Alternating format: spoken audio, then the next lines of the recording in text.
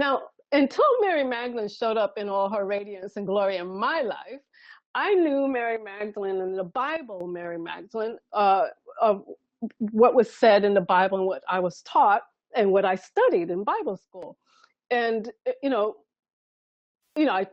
I read about her being a prostitute, which I never agreed with, and having all these demons cast out of her, which didn't make sense to me.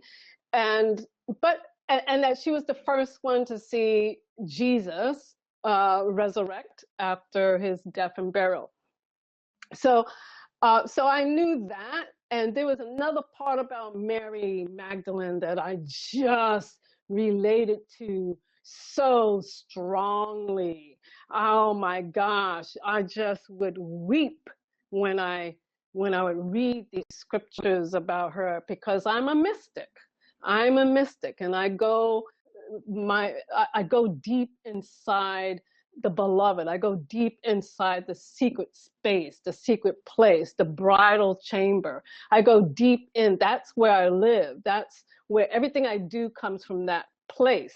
And so when I would read about Mary Magdalene being so brave to enter a dwelling place where there's all men, and Jesus is sitting, sitting there as a guest of honor, and she comes in the midst of these men who can't stand her and can't even stand women, and she brings a gift to Jesus, and it is a very expensive spikenard. It is an expensive oil that's called spikenard in a very expensive vial, alabaster vial. And she takes this vial and she opens it and she begins to anoint the head of Jesus and anoints his body, and then she anoints his feet, and it talks about she's weeping over him, and then it talks about she dries her tears with her hair, and she's literally adoring the Christed one.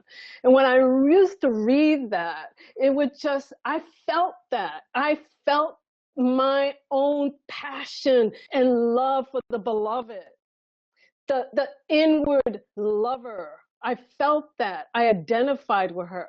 I didn't know she was going to show up in my life personally many, many, many years later.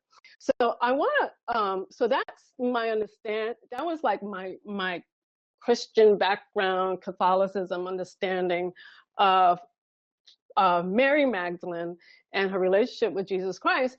However, I always had this mystical, deeper bridegroom understanding. They weren't teaching that in church. They weren't teaching that Mary Magdalene and Yeshua had this beautiful, deep love affair, that she was so deep in love with him, and he was so deep in love with her, that they created this union of passion where they literally melted away. Their egos were not there, and they united in one.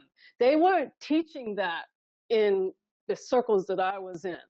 And it's just now that people are starting to teach these things. I'm more of a forerunner. I'm more of a pioneer. So I'm a pioneer. I'm a forerunner. I'm a visionary. I'm a seer. So I go way ahead of the pack when it comes to things like this. And so now people are starting to get it, because I've been, myself and others have been teaching this for quite a while. So that was my background, and then Mary Magdalene shows up. She shows up in my life and captivates me. And I have dedicated my life since 2009, it's 5 years, almost 10 years, dedicated my life to bringing forth her current word, speaking her truth, declaring who she is, and and making her energy known, because as we know, we who are listening in this circle, as we know that what we put attention to begins to expand, that which we focus on expands, that which we're teaching, the seeds that are going out begin to germinate and expand in the global consciousness and the global awareness. So when we do that, when I magnify this lady, this priestess, then it expands. So my understanding of Mary Magdalene now is, number one, that she was a very powerful priestess and wealthy.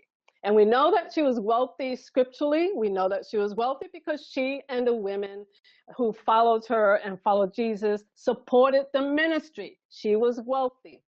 You don't support a ministry of hundreds and thousands of people, and you have to have money to do that. So and we also know that she comes from a wealthy family with family as well, but she was wealthy, and she was using her money for the greater cause. She was using her money to help feed the poor. She was using her money to help raise the dead, to help the sick, to support this ministry of Yeshua, and I call them Yeshua and the disciples, which, by the way, there were men and female disciples, and so that's what she did.